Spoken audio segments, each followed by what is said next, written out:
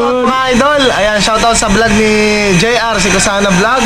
Ayan, lagi niyo pong suportahan. Please click subscribe and syempre huwag niyo kalimutang i-like and comment. Ayan, guys, thank you so much sa pagsuporta at hope to see you soon.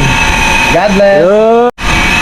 Shout out nga pala, JR Sikusana Vlog. Ayan po, huwag mong kakalimutan mag-subscribe at mag-like sa kanya at sa amin po. Ayun. Ang susunod na kalahok ay walang iba kundi si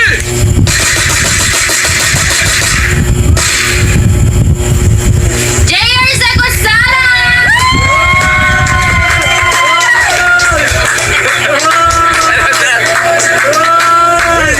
Parang graduation to. Parang graduation. Yan, si JR Sikusana mga kaso. Dati ano siya, ang mga kabistak ba no? Ang kabistak. O kabistak, nagkita kami sa Sibutad nung kay Kaagapay noon. Ay wala pa Fiesta kay Kaagapay, di ba? Yan, pero siya legit na pinyan talaga. Ano, napakasipag din. Paikot-ikot na yan ito pag pumunta sa pinyan. Sobrang sipag mag-vlog din. So, si JR Sikusana. Jim siya ng pinyan to.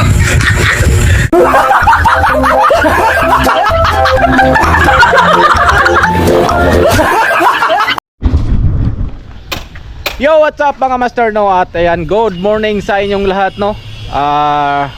Yan, ako po ay nagbabalik no, JR Sikusana Official.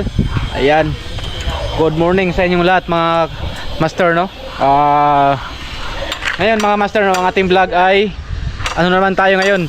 Buhay construction no. Kasi meron kami ditong ginawa sa Dipolog no, dito sa Dipolog City. May ginawa kami dito paggawa ng bakod no dito sa lupa ito. Ayan. Dito sa lupa, ayan. At mga kamaster no, sabihin ko lang po no, ang may-ari po nitong lupa na to si Sir Edwin no, isa ding sword supporter no. Nasa ibang bansa siya ngayon at nakabili siya ng lupa dito sa Dipolog City no. Siya po yung may-ari ng lupa noon doon sa Piñano, doon sa Sword Village mga master no. Siya po yung may-ari doon. Yung ating ginagawa doon palagi, paggawa ng bakod, paglilinis, siya po ang may-ari. At salamat po kay Sir Edwin no, sa kanyang pagtiwala po niya sa akin no. Yan, maraming salamat po Sir Edwin no. Shout out po sa iyo at ingat ka dyan palagi sa ibang bansa. Ayan. At nabubulol naman ako. My goodness. Ayan. At ito na nga mga master no. Kahapon kami nagsimula dito. Ngayon pang ano na day 2 na, day 2. Ayan. At ipakita ko lang yung ano dito, view. Ayan. Malawak tong nabili na lupa dito ni Sir Edwin no, dito sa Dipolog City. Ayan. Sobrang lawak to mga master. Ayan. At dito ito yung gawin naming gawa ng bakod mga master no, diyan sa baba. Merong ano na yan, meron na yang mga butas no. Meron na yang mga butas diyan, bali 6 to na poste. Yan. Galing doon papunta dito. Yung bakod na yan sa kabila yan, gusto lang ni Sir Edwin na magawa siya ng kanyang sariling bakod no, kaya ito ang ginawa niya. Pinagawa niya ng bakod no. At meron tayong mga kasama dito. Meron tayo ditong isang maso no, at saka 2 labor. Ayan. Mga gwapo na labor. Ayan. Ang ginawa ni John. John, shout out John. Pakita pag gamay John. Yun mga master no. Ginawa niya dito, siya yung naggawa dito sa poste, nagtali no. Ayan. Mahiya mas kamera si John. At ito si Jihel, ayan, ang aming mason. Pinakapugi. Ayan. Nagbent siya ng para doon sa stirrup no, para doon sa poste. Yan, shout out kay Jel at dito si Kuya Bibik. Ayan, pinakapugi ding libor. Ayan. Kana yun. Kana yun. Nagbent ni siya para dalawa yung nagbent, isa yung nagtali doon. Ayan. Sa next day baka kung matapos na kami dito sa paggawa ng puste, tapos yung sa beam sa pinakilalim, magdagdag na kami ng labor para pagbuhos na, para mas madali yung trabaho. Ayan. Dito mga master, ang ginawa namin dito, yung mga bakal, yung sa beam at saka sa poste, ang ginamit namin yung talaga matibay na bakal, yung malaki 12mm no, kasi yung lupa dito malambot no, di katulad sa amin doon sa Pinyan sa bukid. Maganda yung lupa, matigas dito, parang palayan, kaya ito malalaki yung ginamit naming bakal. At ang aming stirrup, lang to, 9mm lang to. 9mm na stirrup ang ginamit namin. Kasi yung 10mm sobrang laki na. Ito lang. Tapos yung sa aming yung pahiga yun, horizontal. Yung pahiga ang gamit namin 10mm. Yung stirrup 9mm. Ayan. At ang aming ginamit na hollow block, ayan, hollow blocks. Ang haba niya 15 cm. Puro yung lapad 640. Ayan. Ang number nito may 4 yung pambahay, tapos 6. Ayan, medyo malaki to. Ayan. At itong na to, hollow block, nabili na namin to ng 18. Ang ganda Ang ganda paggawa ng hollow block. Ayan, at meron na rin tayo dito mga buhangin at saka graba. Ayan. Alright. At yun mga master no. Dito muna tayo. Kasi may gagawin din tayo dito no. Magputol tayo ng yung sa stirrup. Kasi kapon ang ginamit namin na pagputol yung lang yung plagaring bakal, matagal at saka mabilis mapurol no. Kaya meron akong doon sa bahay, grinder, yun ang aking ginamit. At dito tayo nakikunik. Alright. Tayo ang magputol ng ngayon, bakal. Tapos i-feed natin doon.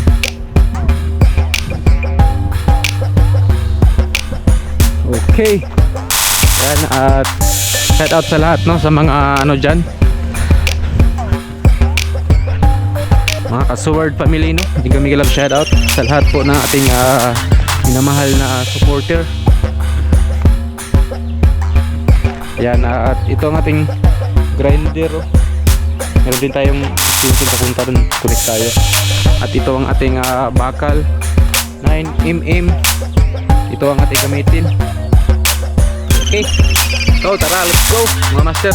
Magputol muna tayo para magamit doon. Nakamaubos na yung ating pinutol kanina. Let's go. Okay mga master, magsimula tayo magputol.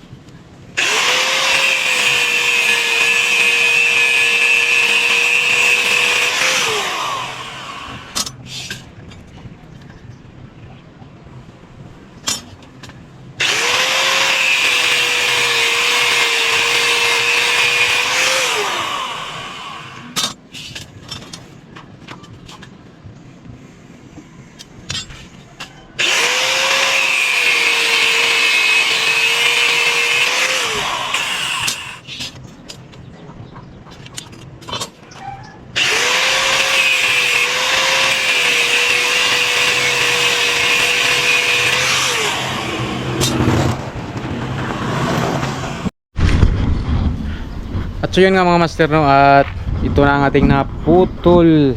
Ayan. Ito nga ating naputol. Dalhin na natin doon para magamit, no. Alright, at meron pa rin doon na natira, no, mga master, no. At mamaya pag malapit na doon maubos, ito naman ating putulin, no. Paunti-unti lang muna. Baka meron tayong ibang gamitan sa ano, sa ibang mga bakal. Alright. Yan. Sobrang lawak itong nabili na lupa ni Sir Edwin, mga ka-JR, no. Ano to dito? Dito mga ano din to dito, budiga. Tapos dito budiga din to. Ayan. At grabe talaga mga ka-JR. Yun mga master, no. Nalilito naman tayo, my goodness. Ayan. Sobrang init talaga. Oh, pati yung mga lupa dito mga master, oh, biyak-biyak na. Sila sobrang init. At wala talaga ditong ulan sa Mindanao. Sobrang init na. Alright. Kumusta kayo dyan? Okay lang. Ayos yan, okay lang. Ayos lang. Okay na kagaw? Okay kayo. Akan na gyud. Okay na ka, Noy? Noy, Bulay ito ba? okay na ka? Tuba bang pod? Wag mo na yan tuba, baka malasing tayo. At dito mo tayo sa ginawa ni Junjun. Ayan. At kitang-kita na talaga yun si Junjun, oh. Kanina ayaw magpakita. Siyempre magkita talaga yan. Yan, ito na yung pangalawang pusti. Ayan, at shout out kay Junjun. Okay mga master, no, update lang mamaya sa maganap dito. Alright. Yo, what's up mga master, no? At ayan, ating oras ay mag alas 2 na mga master, no? Yun, at patuloy pa rin kami dito sa aming ginagawa, no, mga master, no? At nagsimula na nagtayo ng poste, no? Pakita ko sa inyo.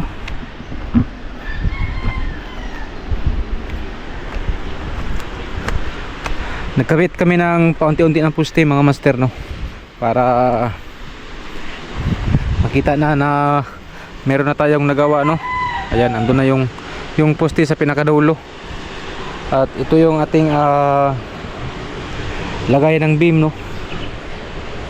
Poste dito, dalawa, tatlo, apat, anim to na kuan.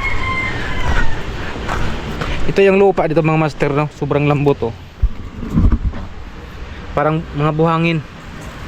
Hindi siya pwede na maliit ang ating ano dito, yung pinakaposte. Puting, oh, puting. Hindi pwedeng maliit. Tapos yung lalim. Pila tong lalim, Maynoy? Pinakataas? Pinakataas ano niya? Ang kalom. 1 meter mula dito. Dito mga master, puro to dito ano, tambak, nyuta. Yung lupa, sorry. Lupa pala, hindi yuta. Sa mga ano dyan, mga Tagalog hindi makaintindi siguro ng ano, yuta. Yan. At ito na yung pinaka final, no, mga master, no. Dito ilagay yung beam. Ito yung ating poste. Yan. Iwas ano talaga to, bagsak yung ating poste. Kasi pag magawa lang tayo dito ng basta-basta lang, yung poste pinakailalim puting, hirap na, baka babagsak. Kaya kailangan ating laki-lakihan, saka taas konti yung ating ano dito, pinakailalim. Ayan. At ito na yung poste natin nasa pinakakanto. Alright. Sampig.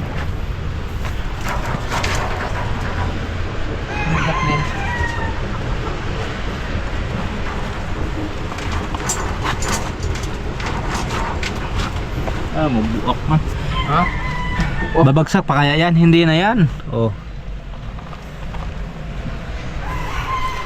Yan talaga ang importante mga master, no, yung pinaka ano talaga, pinakailalim. Iwas bagsak kasi sobrang lambot yung lupa dito. Hindi katulad din sa amin na matigas yung lupa. Okay lang doon sa amin kung magbakod ka ng semento. Okay lang kahit hindi malalim yung pinaka-puting kasi matibay yung lupa. Hindi katulad dito, puro nakatambak yung lupa dito. Saka sobrang lambot. Buhangin talaga oh. Hindi wala kang makita dito na yung lupa talaga buhangin. Kaya kailangan matibay ang ating pinakailalim dito. Alright.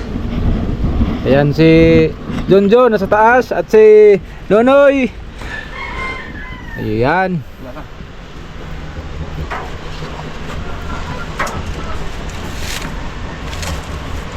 Yun, no?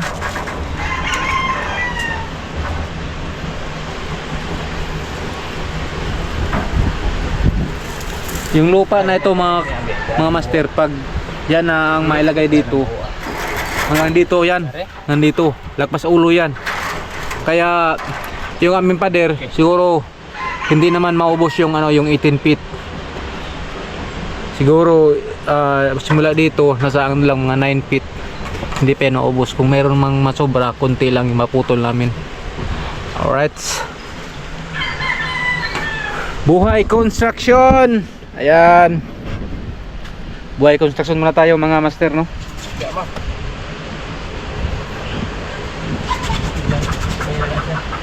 Padikit mo gina ito na diha. Ha? Padikit. Buhos na yung gala niya di skin eh. Ha? Buhos. Dako po kayang singat ito rin. Dapat kayo ta. Diri. Time taruman. Ano, engineer? Kaya lang iniwan na nato na. Engineer? Usap yung dalawang engineer.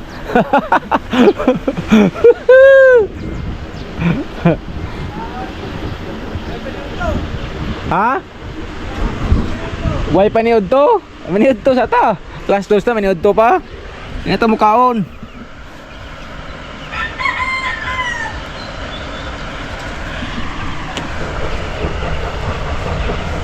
Ito yung pinaka ano mga master, no, yung yung may nylon, yung may tansi. Yan ang pinaka ano dito, yung pinaka lupa talaga. Ito ano lang to, tambak to dito eh. Ano, kitang-kita nyo ano pa yung lupa. Tambak yan dito. Kaya ito yung pinaka ano talaga niya. Matigas-tigas, pero hindi talaga matigas. Ano talaga siya? Hindi talaga matibay kasi yung lupa hindi talaga siya ano, lupa na ganito matibay, itong ganitong lupa. Ito parang ano talaga, parang dagat. Kaya kailangan matibay yung ating pundasyon. Okay, John? Kailangan matibay ang pundasyon. Takot sa camera si John ah.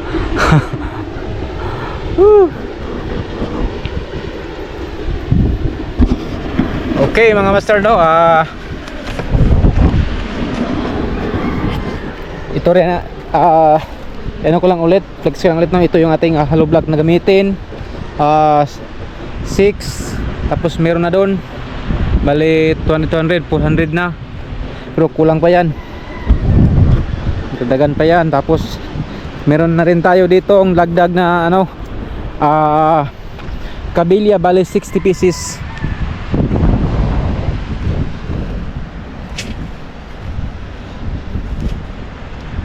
Yan, 10mm at saka 12mm. Tibay talaga yan. At ito na yung ating para sa poste, no, 4. At doon na tayo yung isa. Kulang pa yan ng 2. Grabe, sobrang init ito mga master, oh. Pag high blood dito wala talaga, bagsak. Pero okay lang, laban lang. Sanay naman tayo sa ano, sa init. Yan ang ito ang aking trabaho dati, pati ngayon ito pa rin ang aking trabaho, kasi ito lang naman ang ating hanap buhay. At doon sa ating pag motor parts, Ayan. At so yun no mga master no, update lang ako mamaya no. Alright. Yo, what's up mga master no? At ayan, siguro mga master no, di ko nahabayan na aking vlog no. Mag-update lang tayo bukas no sa ating next vlog. At dito pa rin tayo hanggang matapos tong paggawa ng bakod no. So yun lang, at sana na-enjoy kayo sa aking vlog no ngayon. Maraming salamat po at salamat po sa inyong walang sawang pagsuporta sa aking channel no, JR Sico Sana Official. At sa mga baguhan po dyan, sana po please subscribe na po sa aking channel no. Ayan. At yun lang, ingat kayo palagi. I love you all. Bye bye. Peace.